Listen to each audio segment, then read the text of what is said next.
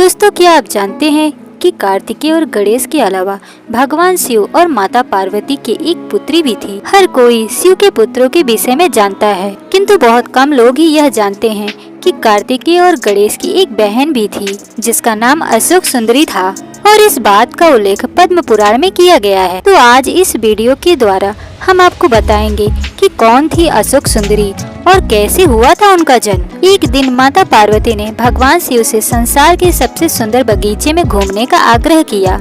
अपनी पत्नी की इच्छा पूर्ति के लिए भगवान शिव उन्हें नंदवन ले गए, जहां माता पार्वती को कल्प वृक्ष नाम के एक पेड़ से लगाव हो गया।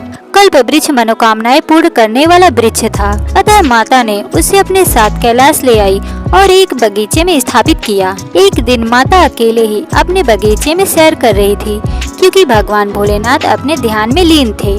माता को अकेलापन महसूस होने लगा, इसीलिए अपना अकेलापन दूर करने के लिए उन्होंने एक पुत्री की इच्छा व्यक्त की। तभी माता पार्वती को कल्प वृक्ष का ध्यान आया, जिसके पश्चात वह उसके पास गई और एक पुत्री की कामना की।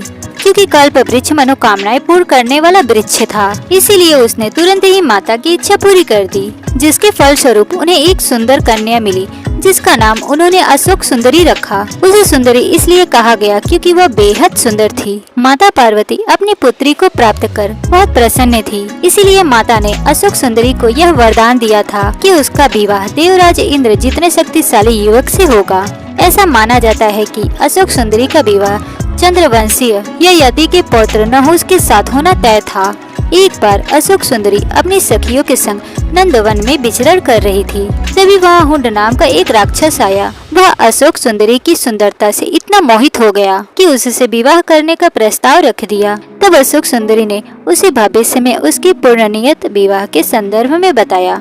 यह सुन हुंड क्रोधित हो उठा। उसने कहा कि वह नहुष का वध करके उससे विवाह करेगा। राक्षस की दुष्टता देख अशोक सुंदरी ने उसे श्राप दिया कि उसकी मृत्यु उसके पति के हाथों ही होगी। तब उस दुष्ट राक्षस ने नहुष को ढूंढ निकाला और उसका अपहरण कर लिया। जिस समय हुंड ने नहुष को अगवा किया था, उस वक्त वह बालक थे। राक्षस की एक दासी ने किसी तरह राजकुमार को बचाया और ऋषि वशिष्ठ के आश्रम में ले आई, जहां उनका पालन पोषण हुआ। जब राजकुमार बड़े हुए तब उन्होंने हुंड का वध कर दिया। इसके पश्चात माता पार्वती और भोलेनाथ के आशीर्वाद से उनका विवाह अशोक सुंदरी के साथ संपन्न हुआ।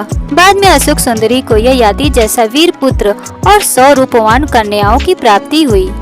इंद्र के घमंड के कारण उसे श्राप मिला था तथा जिससे उसका पतन हुआ। उसके अभाव में नहुष को अस्थायी रूप से उसकी गद्दी दे दी गई, जिसे बाद में इंद्र ने पुनः ग्रहण कर लिया था।